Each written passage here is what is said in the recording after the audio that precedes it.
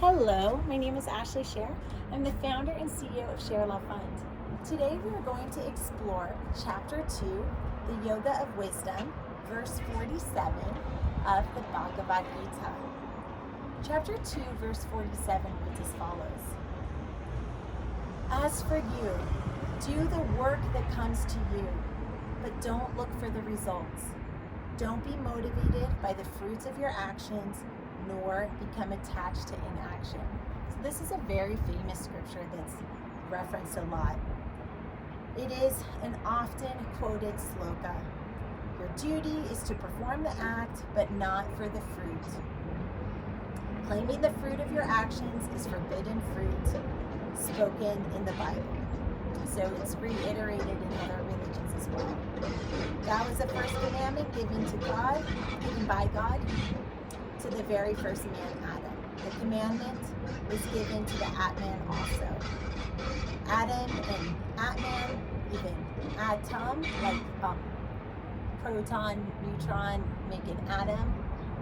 So, are more or less the same word. We can sort of think about that universally as language has evolved. And I invite you to explore your own critical thinking. Maybe it's just a coincidence, take it or leave it. I don't have the right answer.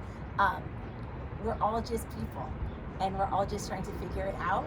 If we can stimulate each other to evoke our own critical thinking, then that's great. And I'm just here as a sounding board. Adam, as in Adam and Eve, or Atman, as in the oneness, and supreme being that we're learning about in the Bhagavad Gita, and atoms, as in atoms form a molecule, science, just function all or more or less the same way. Ask an atom, like as in a molecule, why are you constantly revolving? It might say, if we could talk, a little personification, never hurt anyone. It's our own creativity. It might say, it's none of your business to know that. I'm just doing what I'm supposed to be doing. It just acts.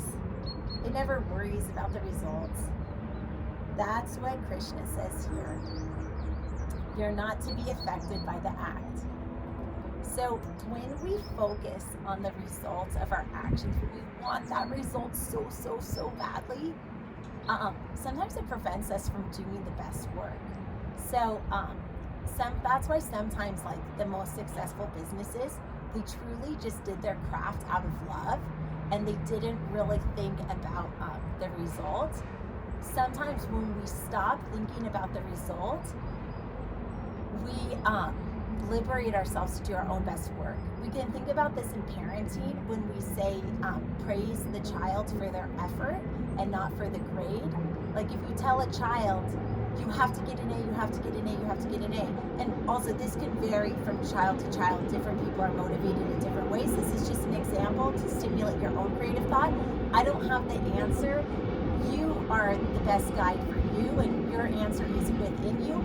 People are not going to say that enough because they don't make money off of it. We're a charity, and I do this for free, and I actually pay to do this. I self-fund the charity, and I think the community members who have also funded it too, but I fill the deficit every year. But the idea is that the own answer is within you. But for example, with the child, if you say, get an A, get an A, get an A, they might be so tense and so afraid of failure that they don't actually breathe in the test, they don't put oxygen in their brain, and then it clouds their judgment and they don't do their best work. If you teach a child how to properly study and prepare for a test, and you praise their effort, then they'll probably get to their final destination. It's like telling a train to arrive in Zurich on time, but not building the track. If you build a proper track and you build a proper train and you hire a proper conductor and you get the right engineers and you set that train on a track to Zurich, it will probably arrive on time. But the focus can't be on like it has to get to Zurich. The focus has to be on the preparation and setting it up for success. So we can think of it in this way of like focus on the actual duties at hand and not focus on the end result, because when we focus on the end result, it can be distracting and it can actually impair our ability to get to that result.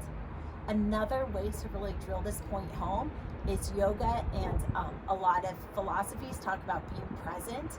So being present is a way to actually do the work without thinking about the results.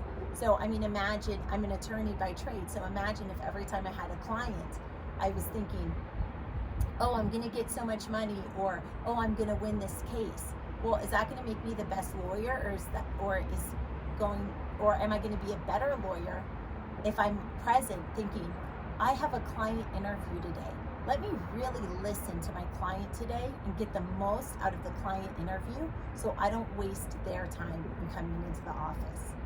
Like, I'll probably end up being more financially prosperous, and I'll probably end up getting them a better result in their case if I just really focus on my duty to get the most out of the client interview and not think about the fruits of my labor. May the light in me be the light in you. Have a blessed day. Namaste.